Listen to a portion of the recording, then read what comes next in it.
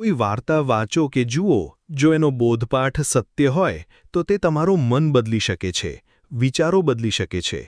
ચાલો શરૂ કરીએ એવી જ એક વાત જે સાંભળવામાં સરળ છે પણ અર્થમાં ભારે છે. જો તમને વાર્તા સાંભળવાની મજા આવે તો તેને શેર કરી અન્યને પણ એ અનુભવ લેવાનો મોકો આપો. સંતાનોને પૈસો કે સંપત્તિ વારસામાં આપવા કરતાં એ કેમ પ્રાપ્ત કરવી એ તમે શીખવો. મિત્રો, આપણને આ વાર્તાની ભૂમિકા એમ કહે છે કે આપણા સંતાનોને અનેક માણસો છે એ પોતાનો પૈસો અથવા સંપત્તિ એને વારસામાં આપવામાં આવે છે. પણ આ વાર્તા આપણને એમ કહે છે કે પૈસો અને સંપત્તિ વારસામાં કદાચ આપશો અને જો સંતાનોમાં વિવેક બુદ્ધિ નહીં હોય તો એ પૈસો અને સંપત્તિ ચાલી જશે. પણ એને પૈસો કેમ કમાવો એ એને શીખવો. અને આ વાતને સમજાવવા માટે મારે એક નાની એવી વાર્તા લેવી છે. એક ખૂબ મોટા પૈસાદાર ધનપતિ માણસ, બહુ મોટા બિઝનેસ, એને માત્ર એકનો એક દીકરો. એ જે માતા ધનપતિ, એના માતા એટલે કે દીકરાના દાદીમાં પણ સાથે જ હતા. ધનપતિના પત્ની પણ સાથે જ રહેતા. પણ ધનપતિ હંમેશા પોતાના બાળકને કંઈક ચોક્કસ પ્રકારનું શિક્ષણ આપવું એમ ઈચ્છતા. એટલે તરત જ પહેલાં શરૂઆતમાં એણે એમ કીધું કે બેટા, તારે જીવનમાં ખૂબ આગળ વધવાનું છે, મારે તને મહાન બનવો છે, પણ હું તને કહેતો જાઉં એમ તારે કરવાનું છે. દીકરો માત્ર 15-17 વર્ષનો હતો. હજી માત્ર સમજણ આવવા માટેની થોડીક જ વાર હતી. એણે સૌથી પહેલાં એમ કીધું કે તારું કોઈ પણ કામ હોય તો એ કામ તારે પોતાએ જ કરવું. કોઈને ઓર્ડર ન કરવો. તારા મમ્મીને પણ કહેવું નહીં, દાદીને પણ કહેવું નહીં, મને પણ કહેવું નહીં, અને આપણા નોકરને પણ કહેવું નહીં કે આ કામ તમે મને કરી દો. દાદીમાના મનમાં પ્રશ્ન થયો કે આટલા બધા પૈસા છે તો નોકરને નહીં કહેવાનું.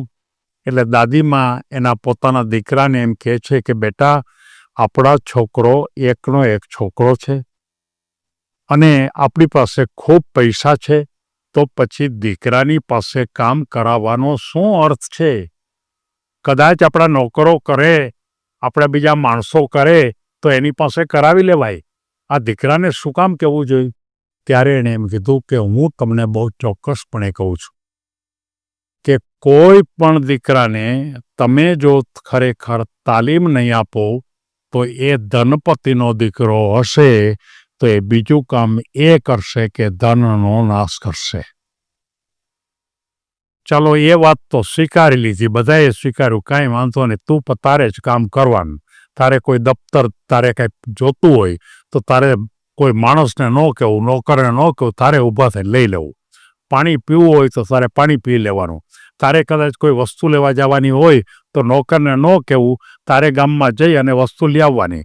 કદાચ તારે તને વિચાર થાય કે મારે બગીચામાં ફરવા જવું છે ને ત્યાં કદાચ કોઈ માનો કે ઝાડવા પડ્યા હોય તો ઝાખરા, તો તારે ઉપાડી લેવા. એટલે કે તમામ નાના મોટા કામ પોતાને જ કરવા, એ પ્રકારની વાત આવી.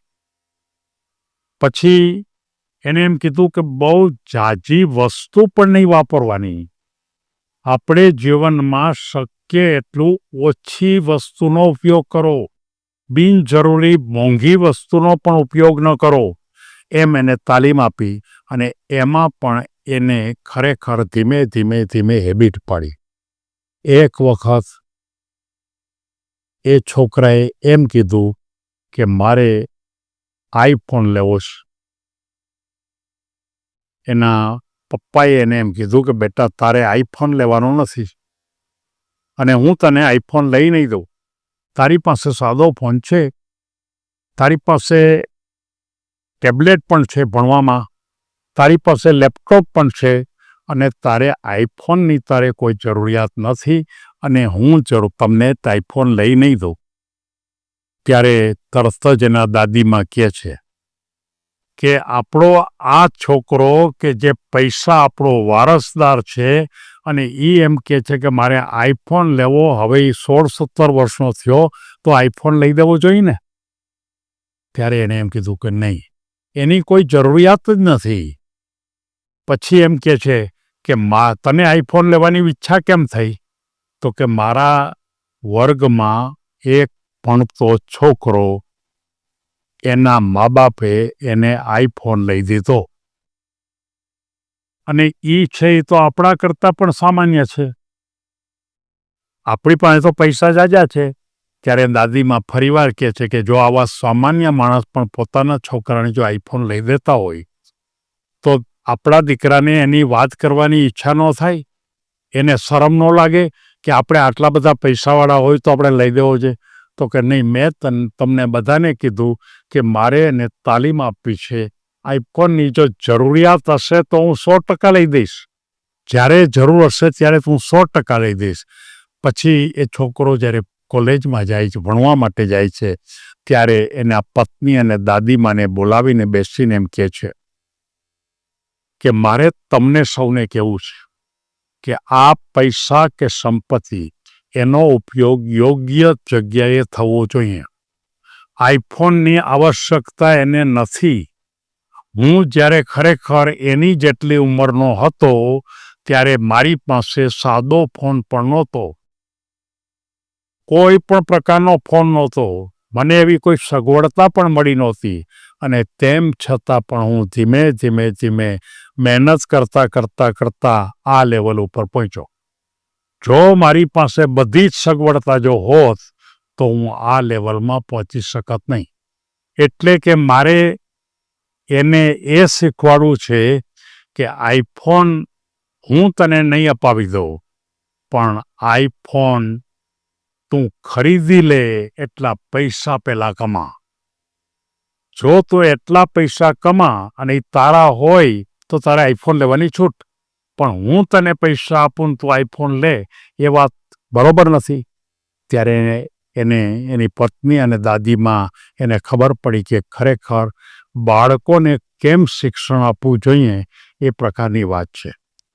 બાળકોને ખરેખર બિનજરૂરી વધારે પડતી છૂટ ન આપો, વધારે પડતા પૈસા પણ વાપરવા ન આપો, વધારે પડતા ખૂબ એસારામ જિંદગી પણ ન આપો, વધારે પડતા ઉત્તમ પ્રકારના ખૂબ મોટા કપડાં પણ એને ન આપો, મોટી ચીજવસ્તુ પણ ન લઈ દો. આવશ્યક તમામ વસ્તુ લઈ દેવી, પણ બિનજરૂરી ઊંચી કિંમતની વસ્તુ લઈ દેવી એ વાત વ્યાજબી નથી. અને એ વાત આજે એના પોતાના પિતા હતા એ પિતા કહે છે. અને એના પિતાએ એ પણ કીધું કે બિલ ગેટ્સ વિશ્વની અંદર કેટલા ઊંચા લેવલ ઉપર ધનપતિ છે, એ પોતાના સંતાનને કોઈ મોટી સવલતો આપતા નથી. બિરલા તમે કહો કે તાતા કહો કે આ બધાની ભૂમિકા એક જ પ્રકારની છે. અને ખરેખર જ્યારે આવા જ પ્રકારની વાત હોય, આપણને એમ થાય કે તો જે બિરલા છે અથવા તો માનો કે બિલ ગેટ્સ છે એ તો બહુ સારા કપડાં પહેરતા હશે ને. આપણને કલ્પના પણ નથી કે એ માત્ર એક સામાન્ય 1000-2000ની કિંમતનું ટી શર્ટ પહેરે છે, સાવ સામાન્ય. કોઈ પણ સામાન્ય માણસ જે ટી શર્ટ પહેરતા હોય એવા ટી શર્ટ પહેરે, એની પાસે સૂટ પણ નથી, એ સૂટ પણ ક્યારેય પહેરતા નથી. એટલે કે તમે જોઈ શકશો કે ખરેખર પૈસા કમાવા એ સૌથી અગત્યની વાત એ છે કે આપણે એને કમાતા શીખવું જોઈએ, આપવાનો નહીં. અને આ રીતે જો આપણે બાળકોને ઘડતર કરશું તો આપણા બાળકો પણ આપણી જે સ્થિતિ હશે એના કરતાં અનેક ગણી મોટી સ્થિતિ પ્રાપ્ત કરશે, એમ આ વાર્તાની ભૂમિકા કહે છે. સૌને ધન્યવાદ.